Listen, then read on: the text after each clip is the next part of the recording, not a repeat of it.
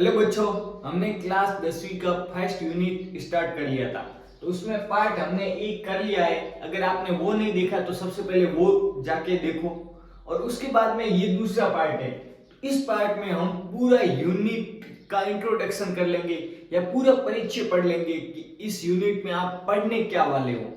अब इससे अगले वीडियो में हम प्रश्नावली के क्वेश्चन स्टार्ट करेंगे। पर अब देखो कि ये इस यूनिट में क्या पढ़ने वाले हैं, मतलब सॉरी इस पार्ट में फर्स्ट पार्ट में हमने क्या क्या पढ़ा था। अंकगणित की आधारभूत प्रमेय, एचसीएफ और एलसीएम, एचसीएफ और एलसीएम में संबंध। तो इसमें हम देखने वाले हैं कि कोई भी संख्या अभाज्य होती है तो वो कैसे सिद्ध करेंगे। तो देखो क्या कह रहा है ये प्रमेय, कह रहा है कि p एक अभाज्य संख्या है यदि p a स्क्वायर को विभाजित करती है। मान लो कि 2 4 स्क्वायर को विभाजित करती है, मतलब 2 का भाग 16 में जाता है तो 2 का भाग 4 में भी जाएगा। ये कहता है, क्या कह रहा है कि p a स्क्वायर को विभाजित करती है तो p a को भी विभाजित करेगी, जहां a एक धनात्मक पूर्णांक है। धनात्मक पूर्णांक का मतलब क्या होता है? प्राकृत संख्या 1 2 3 ये अनंत तक।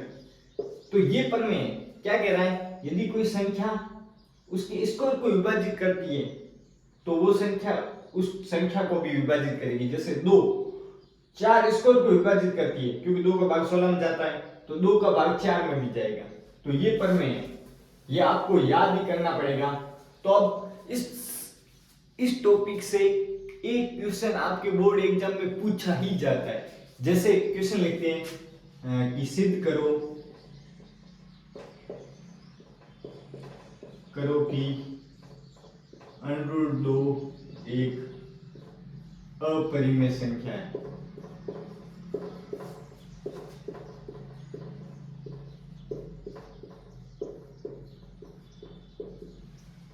ऐसे क्वेश्चन एग्जाम में पूछे जाते हैं। क्या है? सिद्ध करो कि √2 एक अपरिमेय संख्या है। तो अपरिमेय संख्या का पूछ रहा है ना सिद्ध करने के लिए, तो हम इसके उल्टा मानेंगे। तो मान लो कि ये एक परिमेय संख्या है तो माना √2 एक परिमेय संख्या है। क्या है? परिमेय संख्या है। तो परिमेय संख्या क्या होती है? जैसे p बटा q के रूप में लिखा जा सकता है और q जीरो ना हो। हाँ शाबाश, √2 बराबर p बटा q और q नॉट इक्वल टू 0। तो ये होता है। अब देखो इसका वर्ग करेंगे तो क्या आएगा? इसका वर्ग करो, नहीं सबसे पहले इसको इस साइड ले जाओ। तो q √2 बराबर p,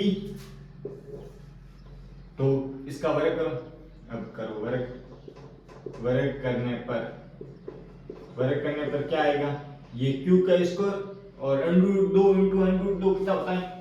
देखो √2 इंटू √2 बराबर, अगर कोई दो √रूट में संख्या वो सेम और गुणा हो रहा है तो वापस वही संख्या आएगी। तो क्या आएगा? इसका मान होगा, इसका वर्ग करने पर 2 और इसका q का q स्क्वायर और p का p स्क्वायर। समझ आ गया? ये लिख दो समीकरण नंबर 1। अब देखो प्रमेय में हमने क्या पढ़ा था, यदि कोई संख्या p स्क्वायर को विभाजित करती है तो वो संख्या p को भी विभाजित करेगी। जैसे यदि p a स्क्वायर को विभाजित करती है तो p a को भी विभाजित करेगी, जहां a एक धनात्मक पूर्णांक है। तो क्या लिखेंगे? 2 p स्क्वायर को विभाजित करती है तो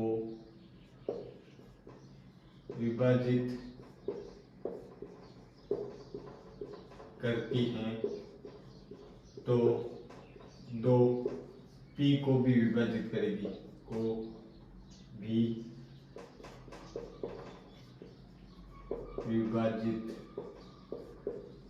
करेगी तो इसका मतलब क्या होगा? तो हम कोई और संख्या मान सकते हैं, मतलब जो 2 का भाग है ना p में पूरा पूरा जाता है।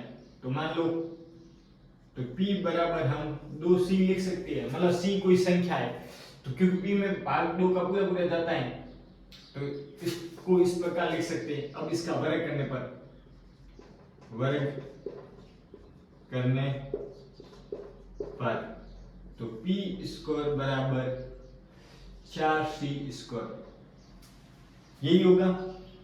तो अब देखो समीकरण नंबर 1 और समीकरण नंबर 2, इन दोनों से हम क्या लिख सकते हैं कि पी स्क्वायर का मान 2q² भी है, 4c² भी है, मतलब इसका मान इसके बराबर है। तो ये लिख सकते हैं 2q² बराबर 4c²। अब देखो ये दो से अगर दोनों बराबर है ना, और उस तरफ भी किसी संख्या का भाग जाता है और इस तरफ भी किसी संख्या का भाग जाता है, इसको आपस में काट सकते हैं। 2 का भाग 2 में 1 बार और 4 में 2 बार, तो इसको क्या लिख सकते हैं q² बराबर 2c²। अब देखो ये आया एक समीकरण, ये एक समीकरण, ये आया। अब यहां पर हमने एक चीज की बात नहीं की, क्या यहां पर जो p और q है ना वो सह अभाज्य संख्या है, सह अभाज्य संख्या है। मतलब सह अभाज्य संख्या क्या होती है, जैसे अब देखो 2/4, तो ऊपर भी 2 का भाग जा रहा है, नीचे भी 2 का भाग जा रहा है, तो 1/2। सह अभाज्य संख्या क्या होती है, जिसमें ऊपर और नीचे एक के अलावा किसी और संख्या का भाग नहीं जाता है। जैसे इसमें 1 का भाग जाता है, इसमें भी 1 का जाता है, पर इसके अलावा इन दोनों में किसी संख्या का भाग नहीं जाता, तो वो सह अभाज्य संख्या होती है। मतलब p में और q में कोई संख्या कॉमन नहीं है कि उस संख्या का भाग जाता हो। तो अब देखो सह अभाज्य संख्या है, तो ये हो गया, ये हो गई, और एक हो गई ये। अब यहां पर ध्यान देना क्या हो रहा है कि इस संख्या को लो, p बराबर कितना है q√2, और इस संख्या को लो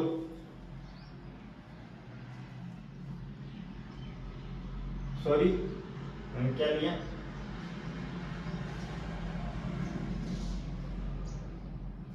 हाँ इस संख्या को ले लिया। अब देखो इस संख्या को लो, क्या है q² बराबर 2√c, तो ये तो वर्गमूल हटाओ तो √2c। अब देखो इस संख्या में भी √2 कॉमन आ रहा है और इसमें भी √2 कॉमन आ रहा है, पर हमने क्या कहा था कि ये दोनों सह अभाज्य संख्या है, मतलब इसमें कोई संख्या कॉमन कटनी नहीं चाहिए। तो इसमें देखो अगर p/q ले रहे हैं तो q √2/√2c, √2 से √2 कट रहे हैं ना, तो हमने ये जो माना था ना कि माना ये कि परिमेय संख्या, ये हमने गलत माना था। तो हम इसमें क्या लिखेंगे, अतः इस बात का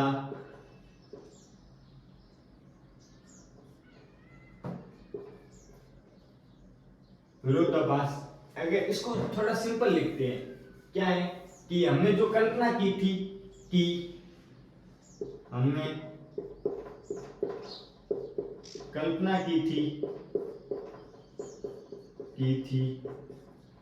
कि p और q सह अभाज्य संख्या हैं।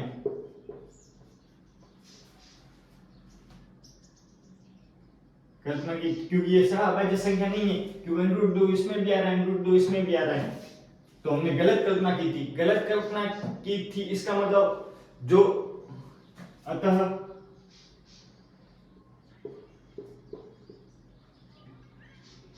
यह या √2 एक अपरिमेय संख्या है।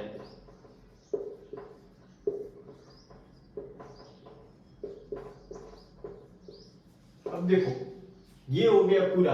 अब इस प्रकार के क्वेश्चन आते हैं, ये चीजें है ना आपको अगर समझ में आए ना तो समझ लो, पर ये चीज बहुत हार्ड है, इतनी भी हार्ड नहीं है कि समझ ना पाओ, पर आपको लिखने का तरीका इसी फॉर्मेट में लिखना होगा इस क्वेश्चन को, कोई और दूसरा तरीका नहीं है। अब देखो मैंने क्या क्या किया है, अब आराम से समझो।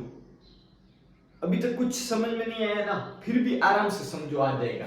तो क्या कह रहा है कि सिद्ध करो कि √2 एक अपरिमेय संख्या है। तो इसके उल्टा मानना है कि मान लो कि ये परिमेय संख्या है, परिमेय संख्या मान ली, और ये सहअभाज्य संख्या, मतलब कोई संख्या आपस में कट नहीं रही है। तो अब देखो q को उस साइड भेजा, लिखा, अब इसका वर्ग किया, तो ये √2 इंटू √2 क्या होता है 2, q स्क्वायर का वर्ग, q स्क्वायर बराबर p स्क्वायर, समीकरण 1।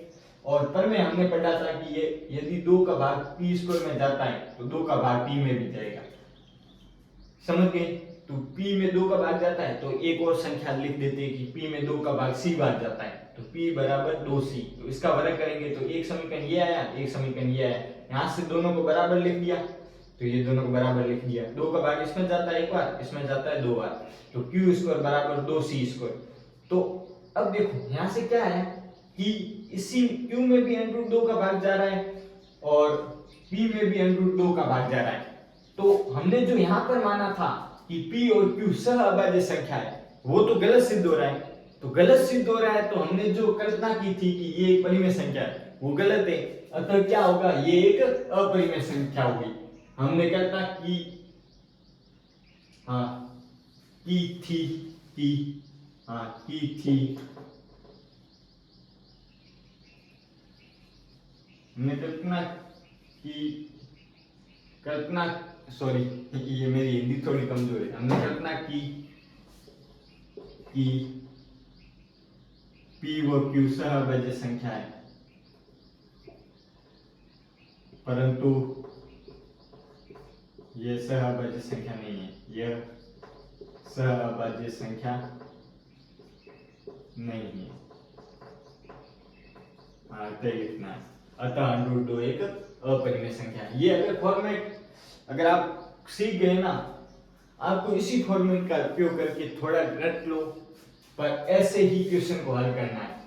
तो मैं आशा करता हूं कि थोड़ा समझ में इतना नहीं आया होगा, फिर भी जब हम इसके क्वेश्चन करेंगे ना तो आपको समझ में आ जाएगा। अब देखो, पहले जो पार्ट फर्स्ट किया था उसके नोट्स मैंने पीडीएफ में डिस्क्रिप्शन में डाल दिए, वो फर्स्ट पार्ट वाले वीडियो में, और इसके भी नोट्स में इस वीडियो के डिस्क्रिप्शन में डाल दूंगा।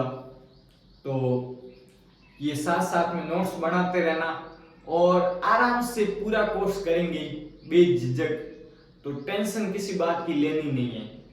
मिलते हैं अगले वीडियो में, तब तक के लिए धन्यवाद।